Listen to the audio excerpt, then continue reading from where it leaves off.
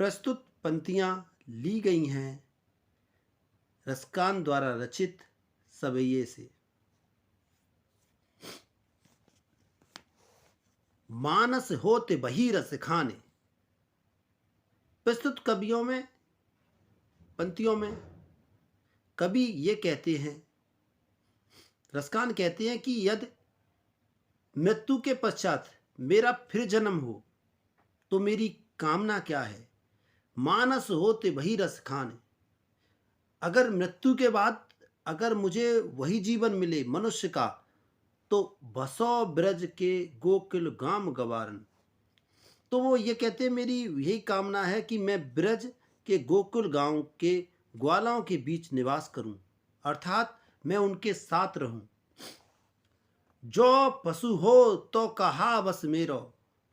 और वो कहते हैं यदि मेरा मेरा जन्म पशु के रूप में हो, यदि मेरा जन्म पशु के रूप में हो, तो कोई मेरा बस हो तो मेरी इच्छा ये होगी, क्या होगी कि मैं सदैव, मेरी इच्छा क्या होगी, चरो नित नंद के घेन मजारन।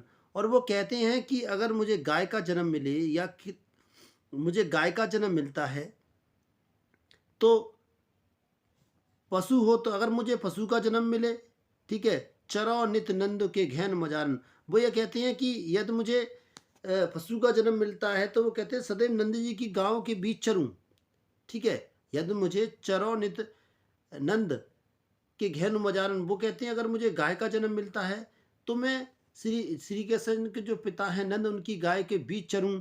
पाहन होते वही गिर को। और वो कहते हैं अगर अगर मेरा पुनः जन्म, अगर मुझे दोबारा जन्म एक पत्थर के रूप में होता है, तो मैं उसी गोवर्धन का पत्थर बनूं जो धर्यो कर छत्र पुरन धारण। जो श्री कृष्ण ने, जो जिसे श्री कृष्ण ने इंद्र का जो गर्व था, अहंकार था, उसे चूर करने के लिए अपनी उंगली पर उठा लिया था। मैं वही पत्थर बनूं जो खग होत कहा बस मेरो। और वो कहते हैं अगर मुझे एक जन्म पक्षी का जन्म मिले तो मेरी इच्छा है, ये है, क्या है, मिले कालंदी कुल कंदब के डारन। और वो कहते हैं अगर मुझे यमुना के अगर मुझे किसी पक्षी का जन्म मिलता है तो मेरा जो रहने का स्थान है वो कहाँ हो, यमुना के किनारे पर स्थित हो, कंदर्प की डाल पर मैं बसेरा करूं।